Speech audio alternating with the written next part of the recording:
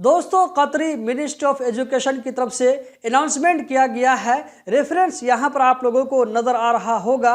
इसमें कहा जा रहा है कि आने वाले बुध और जुमरात जो कि 26 और 27 मार्च पड़ रहा है, तो 26 और 27 मार्च को स्कूल और कॉलेजेस में छुट्टी होगी, बच्चों की भी छुट्टी होगी। इसी तरह वहां पर जो टीचर हैं और दूसरे स्टाफ है, सारे लोगों को छुट्टी होगी। ईद बकरीद की मुनासबत से कतर में जो हर साल छुट्टी होती है सरकारी डिपार्टमेंट में, तो अभी उसके बारे में अनाउंसमेंट नहीं आया है। उसके बारे में कुछ भी अगर अपडेट आता है तो आप लोगों के साथ में हम जरूर शेयर करेंगे। हम बढ़ते हैं अगले अपडेट की जानिब। अगला अपडेट बलदिया की तरफ से है।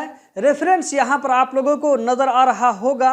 इसमें कहा जा रहा है कि बलदिया वाले विंटर सीजन की मुनासबत से जो कैंप लगाए जाते हैं, इनमें से जिन जिन कैंपों के पास में लाइसेंस नहीं है, बिना परमिशन किए कैंप लगाए गए हैं, तो इन सारे कैंपों को हटाने का काम किया जा रहा है। कल कतर में कतर और नॉर्थ कोरिया के बीच में फुटबॉल का मैच हुआ था।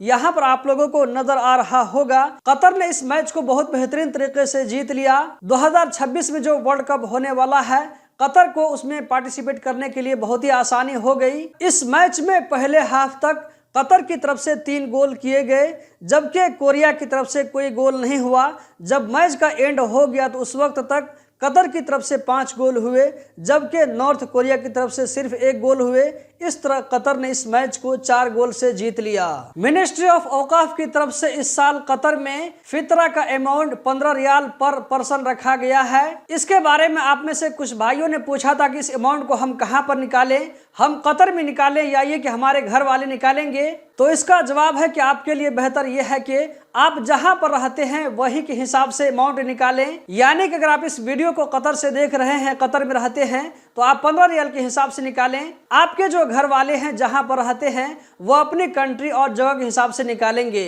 दोस्तों, इस वीडियो में इतना ही। उम्मीद करता हूं आप लोगों को वीडियो जरूर पसंद आई होगी। इस वीडियो को लाइक करके आगे जरूर शेयर करें। वीडियो देखने का बहुत बहुत शुक्रिया।